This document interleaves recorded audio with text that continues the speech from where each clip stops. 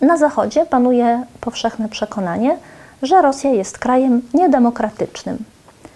Zapisy w Konstytucji Federacji Rosyjskiej oraz istnienie instytucji politycznych, takich jak te na Zachodzie, między innymi powszechnych wyborów, systemu wielopartyjnego, nie zmieniają istoty stylu sprawowania władzy, a ten jest bliższy autokratyzmowi. Tak przynajmniej wynika z obserwacji i wypowiedzi ekspertów. Dzisiejszy namysł nad istotą demokracji w Rosji chciałabym zacząć od postawienia dwóch hipotez. Hipoteza pierwsza. Oceniając demokrację w Rosji, przyjmujemy perspektywę eurocentryczną, to znaczy próbujemy oceniać Rosję poprzez porównanie jej z Europą Zachodnią, przyjmując tę drugą za wzór. I to jest pierwsza przyczyna takiej, a nie innej oceny rosyjskiej demokracji. Hipoteza druga. Klucz do zrozumienia stylu funkcjonowania lub dysfunkcji instytucji demokratycznych w Rosji leży nie w obszarze zjawisk politycznych, lecz w sferze zjawisk kulturowych, związanych z koncepcją człowieka, z mentalnością, z językiem i z tożsamością narodową. A więc zrozumienie zjawiska demokracji wymaga przede wszystkim uświadomienia sobie, co kryje się za treścią samego słowa, jak było ono rozumiane przez wieki i jak jego znaczenie zmieniało się pod wpływem nowych idei. Słowo demokracja należy do słów kluczy, czyli takich, które po pierwsze przyjmujemy intuicyjnie i nie zastanawiamy się nad ich znaczeniem. Po drugie, posługując się tymi słowami, nieświadomie przyjmujemy zakodowany w nich pogląd na świat. Po trzecie, zaczynamy sobie uświadamiać ukryte w nich treści dopiero w rozmowie z człowiekiem, który reprezentuje odmienny pogląd na świat. Zetknięcie się z reprezentantem obcej kultury skłania nas do zastanowienia, co chce powiedzieć, i dopiero wtedy zaczynamy się zastanawiać nad ukrytymi treściami słów. I po czwarte, właśnie słowa klucze decydują o odmienności danej kultury od innych i warunkują możliwość albo niemożność porozumienia się.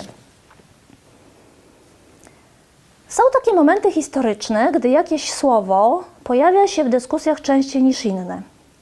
Dzieje się tak dlatego, że wartości z nim związane stają się przedmiotem sporu między różnymi kulturami albo nawet cywilizacjami.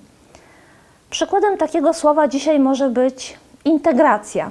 Integracja w kontekście integracji różnych krajów z Unią Europejską, czy integracja w kontekście problemu uchodźców z krajów muzułmańskich.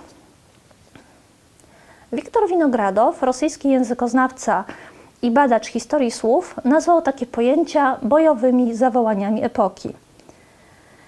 Twierdził, że są to słowa, które skupiają wokół siebie całe prądy myślowe, a także wywołują zmianę niektórych wcześniej już istniejących pojęć. Posłuchajmy jego definicji. W niektórych grupach semantycznych oddzielne słowa występują jako centra znaczeniowe, wokół których skupiają się całe rzędy słów i pojęć.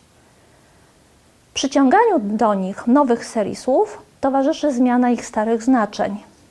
Takie centralne słowa są czymś w rodzaju słońc i wyrażają niekiedy podstawowe, bojowe zawołania epoki. Rosja zaczęła się uczyć demokracji dopiero w XIX wieku.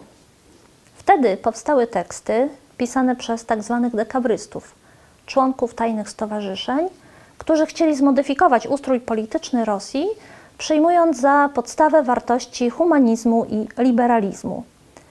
U podstaw tych modyfikacji leżało nowe dla rosyjskiej kultury rozumienie słów, takich jak wolność, obywatel, prawo, ojczyzna i naród. To nowe znaczenie zostało zaczerpnięte z Europy Zachodniej i opierało się na uznaniu człowieka za najwyższą wartość. Taka właśnie treść kryła się w idei humanizmu. Było ono sprzeczne z rozumieniem wolności, państwa, ojczyzny i narodu, jakie obowiązywały wówczas w państwie carów, w którym człowiek jako wartość nie był w ogóle brany pod uwagę.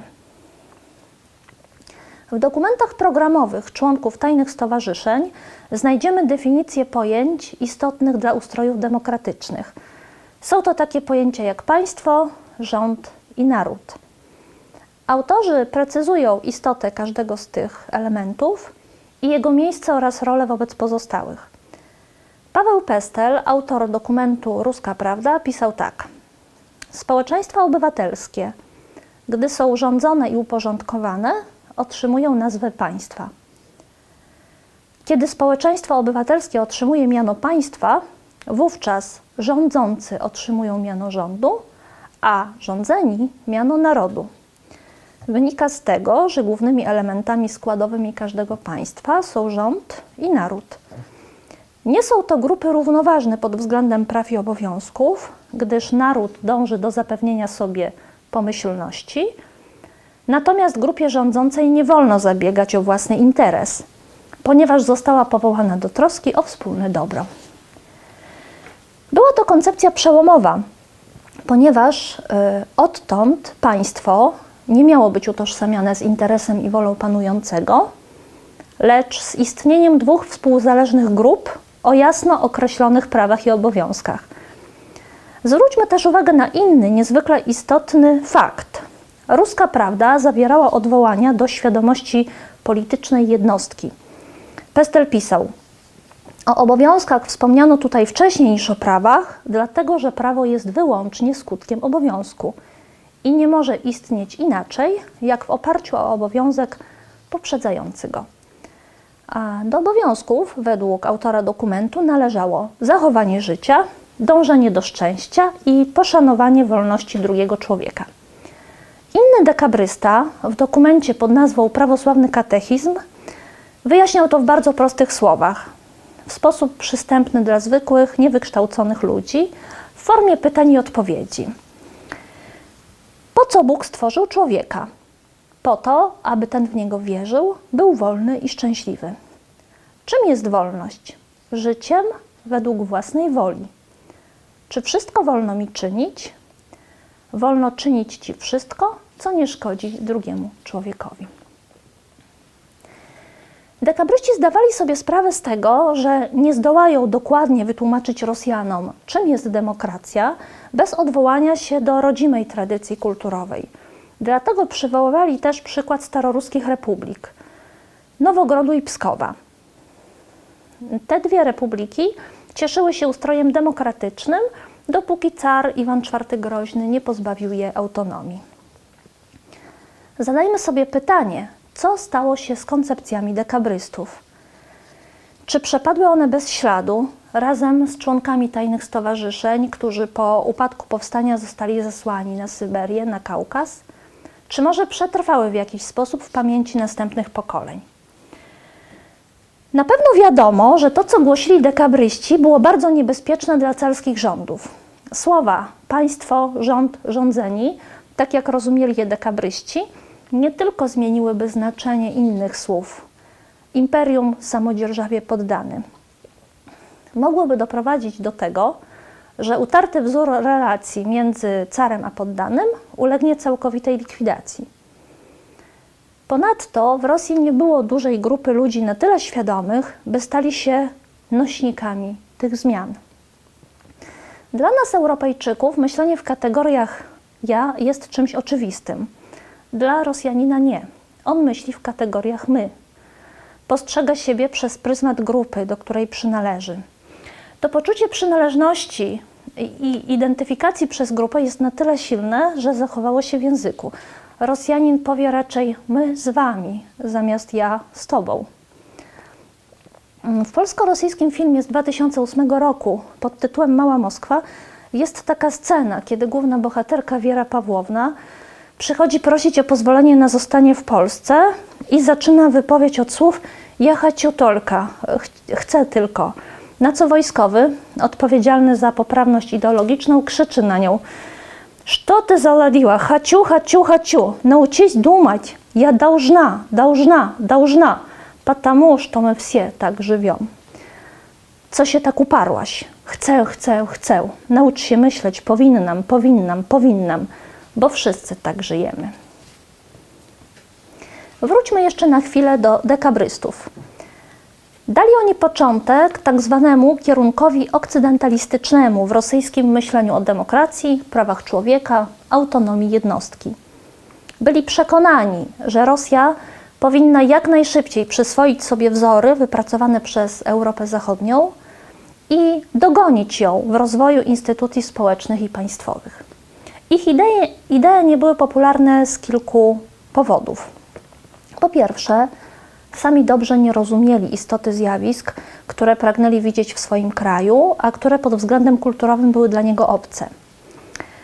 Po drugie, fundamentem proponowanych przez nich zmian był sposób myślenia o człowieku i jego roli w życiu społeczeństwa i państwa. A tego typu wzorzec jest bardzo trudno zmienić, bo jego korzenie tkwią w mentalności. I po trzecie, nie wiedzieli dokładnie, na czym polega odmienność myślenia o człowieku i jego roli w państwie i społeczeństwie w Rosji i w Europie, dlatego tworzyli bardzo wiele koncepcji. Koncepcje te w zderzeniu z rosyjską mentalnością, a zwłaszcza z tendencją do myślenia w kategoriach albo, ulegały wypaczeniu. I tak wolność zmieniała się w samowolę. Pragnienie służenia narodowi w stawianiu siebie ponad narodem i przypisywanie mu własnych pragnień. Odpowiedzialne kierowanie państwem w zniszczenie tego państwa. W latach 60. wieku XIX powstały w Rosji nurty rewolucyjno-demokratyczne. I już samo takie połączenie słów demokratyczny i rewolucyjny wskazuje na wypaczenie idei demokratycznych. A zaczęło się to właśnie w pierwszych dekadach XIX wieku, gdy okazało się, że udziału w rządzeniu państwa nie można zdobyć drogą negocjacji, lecz wyłącznie siłą. Wtedy siła była po stronie cara i była ona po stronie cara przez cały wiek XIX. W wieku XX karta się odwróciła. Rewolucja październikowa zmiotła stary ustrój, a razem z nim elitę, która głosiła idee demokratyczne. Zadajmy sobie pytanie, dlaczego tak się stało? Prawdopodobnie dlatego, że, jak już było wspomniane, w Rosji nie było wystarczająco dużej grupy odbiorców idei demokratycznych. Odbiorców, czyli ludzi świadomych swoich obowiązków i praw. Takich, którzy potrafiliby wziąć odpowiedzialność za swoje działania. Były tylko masy, których bał się liberał Tymoteusz Granowski i o których mówił: masy, niczym przyroda lub skandynawski tor, są bezmyślnie okrutne lub bezmyślnie dobroduszne. Gnuśnieją one pod ciężarem historycznych i naturalnych determinacji, od których uwalnia się dzięki myśli jedynie poszczególna jednostka. Oprócz tych mas były też ogromne rzesze ludzi uwiedzione iluzją, że wolność, szczęście i dobrobyt można otrzymać z zewnątrz, od kogoś, że jest to dobro dane, a nie wypracowane. Rosyjska inteligencja nieświadomie oszukała naród, a on zrealizował jej ideę, doprowadzając do zniszczenia Rosji. A Rosja ponownie zaczęła uczyć się demokracji dopiero w latach 90. ubiegłego wieku i ciągle się jej uczy. Spróbujmy podsumować. Rosja dopiero uczy się demokracji, a miała na tę naukę niewiele czasu. Stoi przed nią wyzwanie dopasowania utrwalonych tradycją wzorów kulturowych wspólnoty i imperium do tych paradygmatów, które rosyjskie elity poznały poprzez kontakt z kulturą zachodnią i które próbowały zaszczepić w swoim państwie. Rosja uczy się demokracji od Zachodu, a państwa zachodnie nie zawsze są przykładem godnym naśladowania, jeśli chodzi o realizację ideału demokracji i związanych z nią wartości, na przykład takich jak poszanowanie prawa człowieka do wolności w różnych sferach życia. I wreszcie Rosja uczy się demokracji w swoim własnym tempie.